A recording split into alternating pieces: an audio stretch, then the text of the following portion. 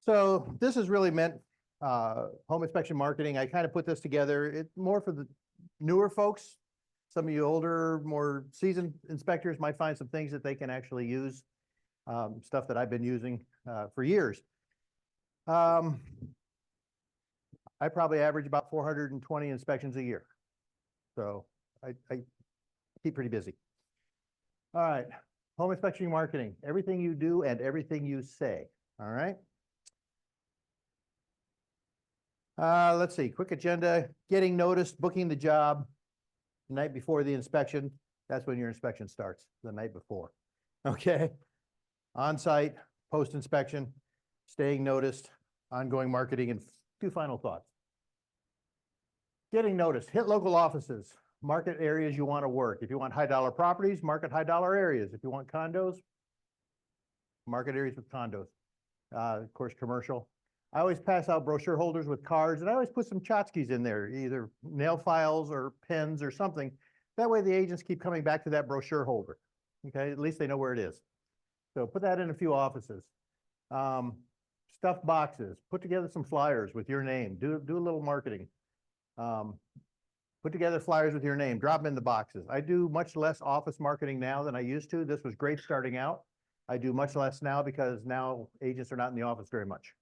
They basically stop in and then take care of their business and they're gone. So I do a lot more email marketing now. Make up a resume. Put your QR code on everything. All the younger people use the QR code stuff. So put your QR code on any brochure. It's an 8-hour day. If you're not inspecting, you better be marketing. Okay? It's a real job. So if you're not inspecting, better be marketing.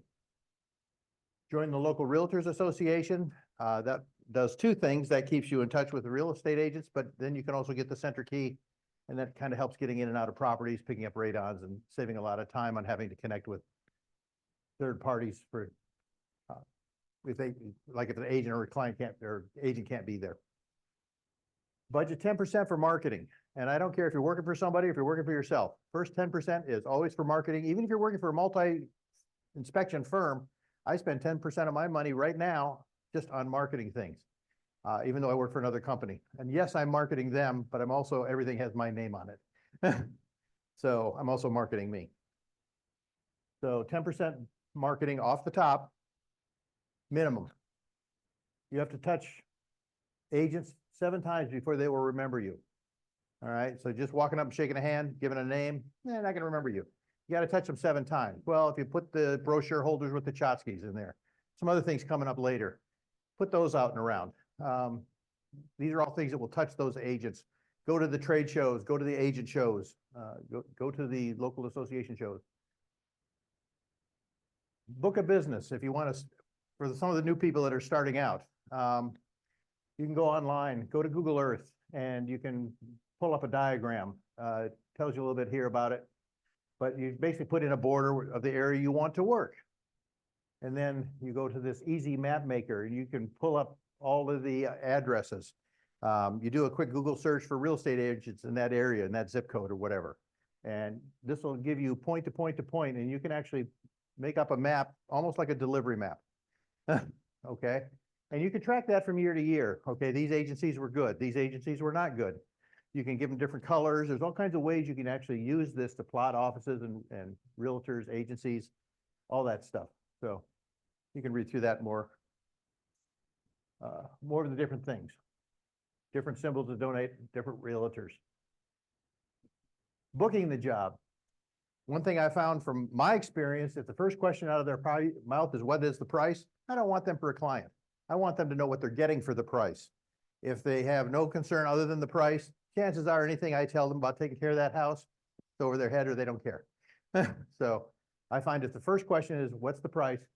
Teach them to ask, what do I get for the fee? Okay, what does that fee include? So pricing, call around, do a little secret shopping with each other, more or less. Keep yourself about 3/4 of the range. You don't want to be the cheapest guy out there. You probably don't want to be the most expensive guy out there. So unless you're most expensive and you're busy, then you're good. Keep up a website with a report example, so you can reference people back to that web page and to the report. Keep your web presence up, like LinkedIn, Facebook, Instagram, X. I guess a few other ones. I only use LinkedIn because I deal with old people. I don't deal with so much, but our younger inspectors do use the other ones.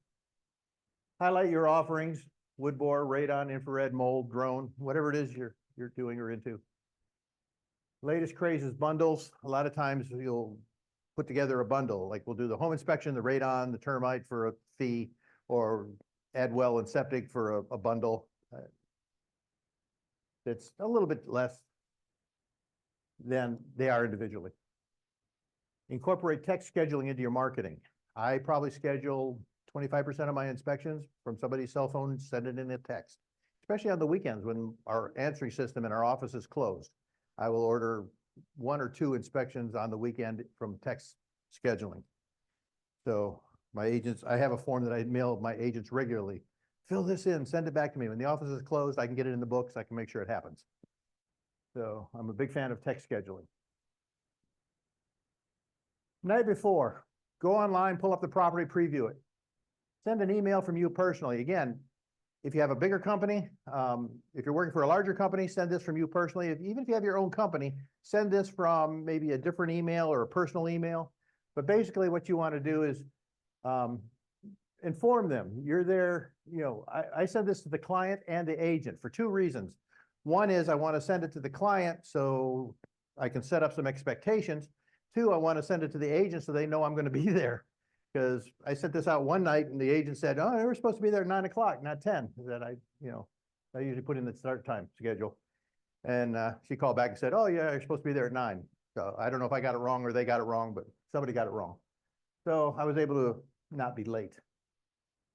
But I also want to make sure I help you understand about the condition of the property and learn about the systems. I want to make sure they know this is an educational time, not just we're looking for everything bad with the house. I've included a copy of the Home Buyer Seller's Guide to Radon per EPA. Even though Maryland, we are not licensed for radon. In Maryland, you are supposed to produce a radon report using radon guidelines. EPA does require giving the client the book. So I usually include a digital copy of the book. I also find that helps for 2 reasons. One, in Montgomery County, of course, they're required. So then the client has some idea what radon is. But the other thing is, a lot of times I'll include that note about the radon 2 to 3 times a year. We'll get to the inspection, client will say, oh, I didn't order the radon. Can I add that back in? I read your book last night. Oh yeah, let's do that. So I will actually increase my sales. That's a way of upcharging, so to speak, for the radon. So I try to give them an idea of when they can contact me and when and where. So I don't want them calling me all night long, so I cut it off around 8. I also make a note, I will not answer if I'm in an appointment. I want them to know that, hey, we're not going to be disturbed. And if I'm in an appointment, I'm not going to answer the phone, so leave a message. I put an idea how long it takes for the various home inspections. Again, just set up those expectations.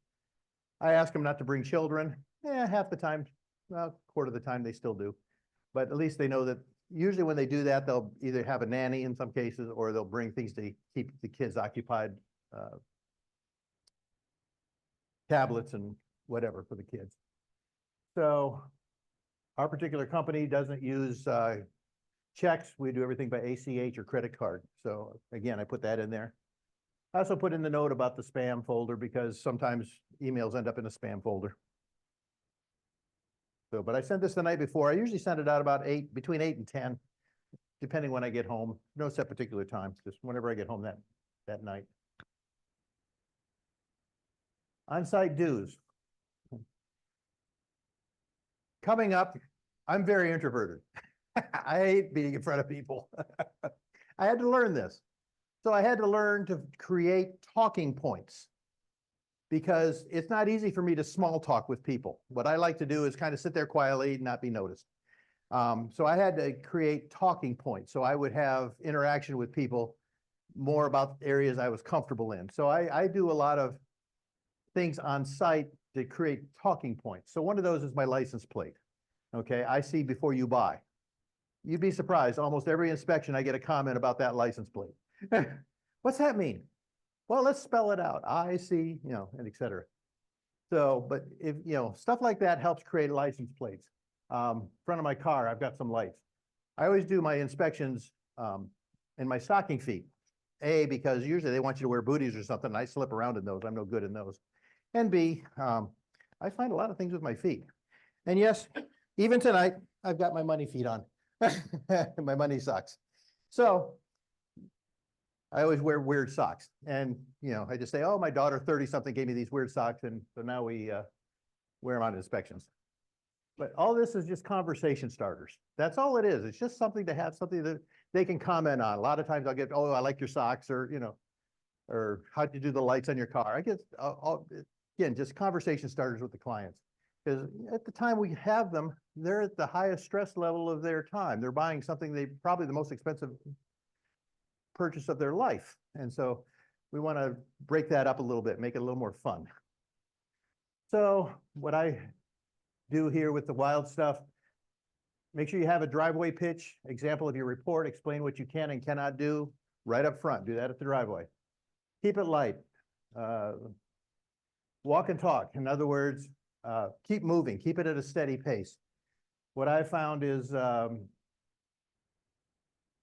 if you go too fast or too slow, they don't get it. If you go too slow, you won't make your next appointment. Remember, you're professional. Be that. Dress accordingly.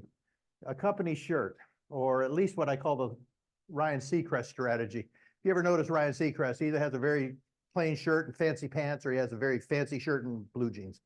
So half of you dressed really nice, the other half, whatever. But call that the Ryan Seacrest strategy. So always look professional. Do a good inspection, explain the fixes, ballpark costs. Thank yous to the sellers, basically saying, thank you for letting us be here. Again, I get a lot of referrals off these thank yous to the sellers. Basically what I get is, I hate everything you found in my house. Please find it in my next one. I get that comment a lot. So leave a thank you. So, and your card, of course, attached to that. On-site don'ts. Don't smoke, curse, tell war stories, okay? Hire an answering service. Do not take calls during a client's inspection. There's nothing more distracting to the client or your interaction with them, and they will think that you've been distracted the whole time because of that. Client or agent should never know if you're having a bad day. That's personal. When you're at work, you're at work. Okay? Never seem rushed, just a steady pace. Do not mention rushing to your next inspection, and do not mention even leaving on vacation later today or tomorrow. I did that very early in my career. I was talking to the agent. I said something about, oh, I'm going to Florida tomorrow. Next day, I got something from the client. Oh, you were rushed. You didn't look at my house correctly. So I learned that one early. Don't talk about vacations. Don't talk about your next inspection, because then the client loses that little bit of trust. Post-inspection, deliver the report in a timely manner. Always know your contingency time. Sometimes the agent has to get it out. We need it by 9 o'clock tomorrow night. Well, they got to get it out, you know, or first thing in the morning. I usually turn mine around that night, first thing in the morning. I don't necessarily do them on site. So know your agency's contingency time frame. Snail mail or email thank yous. So here again, just some examples of dear first name. This is more for a client. This is more for an agent over here. But I always like to point out, I'm a resource now. If you have a problem, you have a consideration, call me, let me know. If you have a question, you go to do something and you're not finding the right YouTube videos, call me, let me know, I'll get you the right videos. So stuff like that. Tell them you're going to do a rating service. A lot of times you do the Google ratings or the Yelp ratings. Make sure you have a ratings page for after the inspection and put that right in there.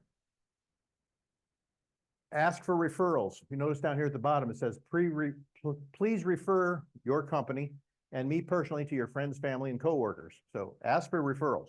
Nothing wrong with asking for what you want. Ask for referrals. Staying notice. Oh, okay. We're probably way ahead of that. Bags with candy, summer challenge, 5 bags. I got a box of bags over here. Come by and grab 5 of them. Put some kind of a sign on it. Fill it up with like candy and a few tchotchkes from your company. Take it around to 5 agencies. See if you don't get a few calls off of that. So year-end thank yous. This year I did a little bottle of champagne. They call, or well, Prosecco. They call it a mini split or a mini split. Threw in some candies and some tchotchke stuff and dropped that off to my agents. Again, if you make a nice sign on that, you take that to the office, you set it on their desk. It has your name, your company name, your phone number on the outside. You set that on the agent's desk. The agent's not there. They probably won't come in for a week. It's the holidays, right? But for that week, that thing sits there and the other agents see that, hey, this inspector brought something to this agent. So again, you'll get noticed. You'll get a few people that will call you. Over the years, I've had 2 or 3 agents that called me up because I left something on another agent's desk. So year-end thank yous. One year, I don't know if we all remember the old, the chili place up here, Hard Times. Yeah, Hard Times. One year, back in the day, you used to be able to get Hard Times for like $7. So I bought $15 gift certificates. And if you go to like the movie websites, regal.com or the different movie websites, you can buy movie tickets really cheap, like $5. So what I would do is I get $15 for like a place like Hard Times, $15 for a couple of movies, throw that in as a thank you for my high-end producers, night out. They appreciated it. So there's ways you can pick up things rather cheaply for year-end marketing. But then again, this keeps your name in front of your agents. Ongoing promotions. Again, mostly, I can say mostly now I do everything by email. I do everything quarterly. Personal or company updates, change in availability, services, office hours, phone hours, specials, specialty inspections, home maintenance, checkup, major systems, bundles, all the different things that you can do and bundle together, coupons, seasonal first-time home buyers, year-end thank yous. And again, there's all kinds of things you can get for the year-end thank yous. Just today, I mailed out, Maryland realtors used to require that you give your agents something in writing about your background training, certifications, and licensing. I don't know if they're still enforcing that. I haven't heard anything on that in the last few years, but I still send it out. Every year, I send out my licensing and certifications and links to those pages where they can go to that organization and find me. And I just sent that out today to my top 100 agents. 10 of them actually sent back, thanks for sending that to me. So, which is a good response, 10%. Final thoughts. As I was building my business, I put myself on the schedule for 3 a day and 2 on Saturday. That's 17 time slots a week. Hard work paid off well. Yes, I would block off family time as needed. As my request rate grew, I adopted to 3 on Monday, Wednesday, Friday, 2 on Tuesday, Thursday, Saturday. That's still 15 a week. A few years ago, I changed to 3 on Monday, Wednesday, 2 on the other days, 1 on Sunday, still 15 a week. Now I've basically dropped back to 10 a week. I find 10 a week pays my bills now fine. More gives me extra spending money. Less is tight. But the nice thing is that's 40 a month. At 40 a month times 12, that's 480 a year. Okay. Pretty comfortable. Even at 2 a day, there are 365 days a year. Subtract 65 days for times off. That leaves 300 days at 200 at 2 a day. That's 600 a year.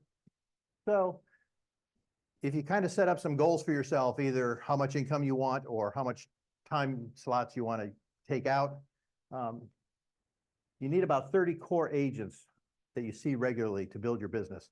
You'll get a lot of people that are part-timers or they'll use you once every few months.